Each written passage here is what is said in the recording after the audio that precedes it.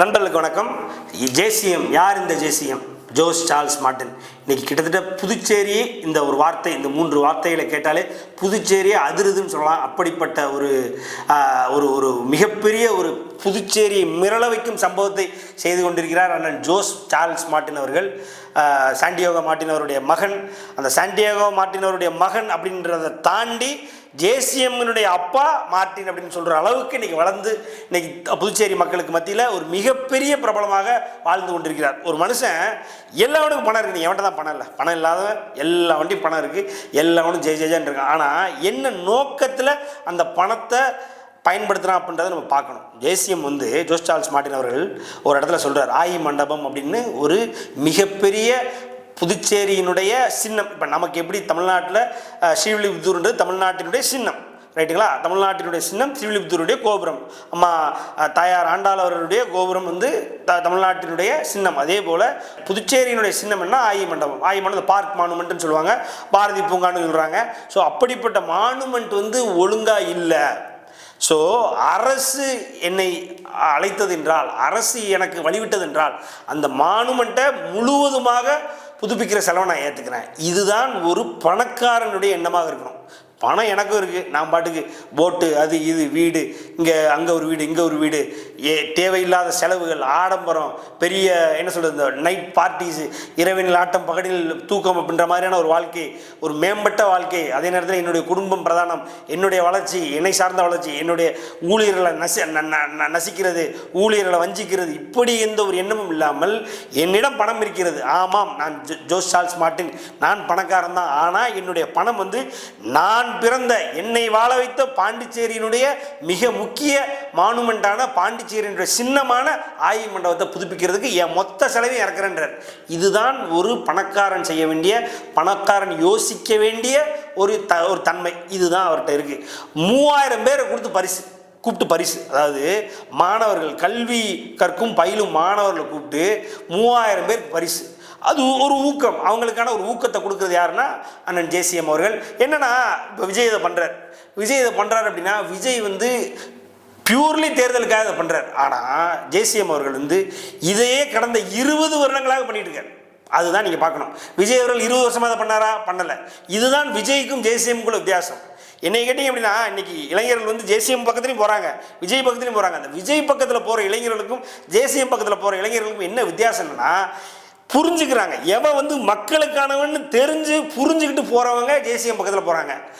இந்த விஜய் ஆட தெரியும், பாட தெரியும், சிரிக்க தெரியும், இதனால் ரொமான்டிக்காக பேச தெரியும், பெண்கள் விஷயத்தில் ஒரு மாதிரி, இதெல்லாம் பார்த்து போகிறாங்க இளைஞர்கள், அவங்க விஜய் பக்கம் போகிறாங்க. ஸோ இதுதான் ஜேசிஎம் அவர்களுக்கும் விஜய் அவர்களுக்கும் உள்ள ஒரு வித்தியாசமாக நான் பார்க்குறேன். அதே மாதிரி பார்த்திங்க அப்படின்னா, தன்னுடைய கட்சியை ஏறக்குறைய டிசம்பர் மாதம் 14 2025 திறந்து வைக்கிறார். அந்த திறந்து வச்ச அந்த ஒரு நிமிடத்திலிருந்து என்ஆர் காங்கிரஸ் ஜேசிஎம் கூட போகுமா, அப்படி இல்லைன்னா காங்கிரஸ் ஜேசிஎம் கூட போகுமா, அப்படி இல்லைன்னா இன்னைக்கு யார் பாஜக கூட போகுமா, பாஜகவுடைய ஆதரவு மனப்பான்மையில் 2-3 இடங்களில் பேசினாரே ஜேசிஎம், அதனால் பாஜக கூட போயிருமா, பல கேள்விகள் சுற்றிக்கிட்டே இருக்கு.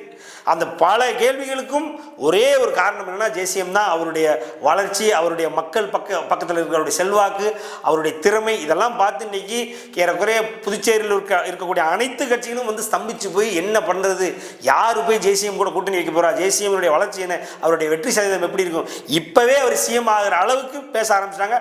பல சர்வே போல்ஸ் பாண்டிச்சேரியிலேருந்து வந்தவண்ணம் இருக்கிறது. அதில் ஃபுல்லாக எய்தர் 2வது இடத்துல இல்லை 1 இடத்துல தான் ஜேசிஎம் இருக்கிறார். அப்படிப்பட்ட ஒரு இடத்துல பேசுகிறார். அன்னைக்கு அவர் பேசும்போது ரொம்ப தெளிவாக பேசுகிறார். பாண்டிச்சேரின்றது ஒரு மிகப்பெரிய டாப் கிளாஸ் சிட்டிங்க. அந்த பாண்டிச்சேரியை வளர விடாம ஆக்குறது இந்த ஆளும் கட்சி. அதே நேரத்தில் ஆளும் கட்சின்றதை விட இப்போ இருக்கக்கூடிய கட்சிகள் பாண்டிச்சேரியை வளர விட மாட்டாங்க. ஏன்ட்ட கொடுங்க பாண்டிச்சேரி இன்னொரு சிங்கப்பூர் ஆக்குறேன்ற, அவ்வளோதான். ரொம்ப சிம்பிள். ஏன்னா இப்போ இன்னைக்கு சென்னையே இன்னைக்கு பாண்டிச்சேரி நம்பி தான் இருக்குது. ஏவனா இருக்கட்டும், இன்றைக்கி வீக்கெண்டுக்கு ஒரு ஒரு பீஸ்ஃபுல்லான ஸ்பாட் வேணுமா பாண்டிச்சேரி, இன்றைக்கி ஒரு கெட்டவே வேணுமா பாண்டிச்சேரியினுடைய வளர்ச்சி இன்றைக்கி சென்னையினுடைய வீக்கெண்டு பாண்டிச்சேரி நம்பி தான் இருக்கின்ற அளவுக்கு இருக்குது. ஸோ ஒரு ப்ராப்பரான ஸ்பாட் இன்றைக்கி இந்தியா முழுக்க ஒரு ஃப்ளாரிடா எப்படி ஒரு யுஎஸ்கோ அந்த மாதிரி இன்றைக்கி இந்தியாவுக்கு ஒரு கோவா மாதிரி ஒரு தென்னிந்திய கோவாவாக இன்று பாண்டிச்சேரி இருக்குது. அப்படிங்கும் பொழுது அப்படிப்பட்ட பாண்டிச்சேரியை வளர விடாமல் வளர்க்காமல் ஆக்கினது இப்போ உள்ள இந்த கையாளாகாத பல ஆளும் கட்சியும் எதிர்கட்சியும் சேர்ந்து அப்படின்னு சொல்லி பேசுகிறாரு. ஸோ அதனால் அவர் வந்து ரொம்ப simple and sweet and honest மேனாக தெரிகிறாரு. ரொம்ப தெளிவான பார்வை இருக்குது. ரொம்ப அழகாக பேசுகிறார் ஒரு விஷயத்தை. ஒரு எடுத்துக்காட்டுக்கு பார்த்திங்க அப்படின்னா, இந்த ஃபரிதாபாத்தில் இப்போ சென்ற வருடம் நடந்த அந்த நவம்பர் மாதம் நடந்த ஒரு மிகப்பெரிய ரெட் ஃபோர்ட் பக்கத்தில் நடக்கக்கூடிய அந்த சம்பவத்தை பற்றி அவர் பேசும்பொழுது பல டேட்டாவோட பேசுகிறாருங்க.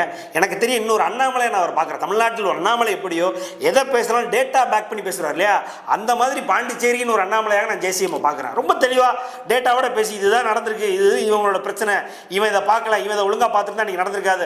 ஆனாலும் ஒரு இந்தியனாக இன்றைக்கி நான் அந்த ஒரு சம்பவத்துக்கு இன்றைக்கி நான் என்னுடைய கண்டன குரலை பதிவு பண்ணுறேன். இந்தியனாகவும் அந்த இடத்துல பேசுகிறாரு. இந்த மாதிரிலாம் உங்களுக்கு வந்து எல்லா கட்சி தலைவனும் இருப்பானா, இவ்வளவு அது இந்த ஒரு சாதாரண ஒரு சின்ன வயசுலேயே இப்படி ஒருத்தர் செயல்படுவானா பண்ண மாட்டான். அண்ணன் ஜேசிஎம் அவர்கள் வந்து ரொம்ப தெளிவாக அழகான அரசியல் பாதையில் ரொம்ப திறமையான ஒரு அரசியல் கூட்டத்தை தன்னுடன் வைத்துக்கொண்டு பயணிப்பது வந்து இன்னைக்கு பாண்டிச்சேரி மக்களை மிக வெகுவாக கவர்ந்திருக்கு. ஸோ அதனால் இந்த சட்டமன்ற தேர்தல் புதுச்சேரியினுடைய 30 தொகுதிகளிலும் ஜேசிஎம் என்ன பிளான் பண்ணுறாரோ, ஜேசிஎம் யாரை கை காட்டுறாரோ, ஒரு அரசியல் சாணக்கியராக ஒரு king maker of Pondicherry for this 2026 elections அப்படின்றதுல எந்த மாற்று கருத்தும் இருக்க போவதில்லை. இதில் அவருடைய கட்சி எத்தனை இடத்துல போட்டி போட போகுது, அவர் எந்த இடத்தில் போட்டி போடுறார் அப்படின்றதெல்லாம் வந்து ஒரு மிகப்பெரிய எதிர்பார்ப்பை கிளப்பி இருக்கு. ஸோ எந்த தொகுதியில் அவர் எடுக்க போறாரோ அந்த தொகுதி மக்கள் வந்து ஜேன்னு அடுத்த 5 வருடங்கள் இருக்க போறாங்க அப்படின்றது எந்த மாற்று கருத்தும் இல்லை என்பது புதுச்சேரி மக்களுக்கு தெளிவாக தெரிந்து விட்டது. ஸோ அதனால இன்னைக்கு தாவேகா வந்து ஜேசிஎம் கூட கூட்டணி வைக்கணும்னு பேசிக்கிட்டு இருக்கு. இன்னைக்கு என்ஆர் காங்கிரஸ் என்ன சொல்றது கூட்டணி வைக்கணும்னு பேசிக்கிட்டு இருக்காரு. இருந்தாலும் அவர் என்டிஏ கூட தான் இருப்பேன் அப்படின்னாலும் பாஜகவே ஜேசிஎம் கூட கூட்டணி வைக்கலாமா அப்படின்றத ஆலோசிச்சுட்டு இருக்காங்க. ஸோ அப்படிப்பட்ட பாண்டிச்சேரியுடைய மிக முக்கிய நபராக இன்று ஜேசிஎம் வலம் வந்து கொண்டிருக்கிறார். அவருடைய கட்சி மிகப்பெரிய கட்சியாக உருவெடுக்கும். அவருடைய கட்சி தமிழ்நாட்டிலும் பயணிக்க தயாராக வந்து கொண்டிருக்கிறது அப்படின்னு சொல்றாங்க. தமிழ்நாட்டிலும் அரசியல் பார்வை இருக்கும், அவருடைய அரசியல் காலடித்தளம் தமிழ்நாட்டிலும் படும் என்று சொல்கிறார்கள். ஸோ எப்படி பார்த்தாலும் அவர் வந்து பணம், அதாவது இப்பவும் அவர் மேலே வைக்கிற ஒரே ஒரு குற்றச்சாட்டு என்னன்னா லாட்ரியிலேருந்து வந்த பணம். நான் இப்பவும் சொல்கிறேன், அந்த பணம் லாட்ரியிலேருந்து வந்த பணமே தான் இருக்கட்டும். ஆனால் அந்த பணம் இன்னைக்கு மக்களுக்காக பயன்படுது.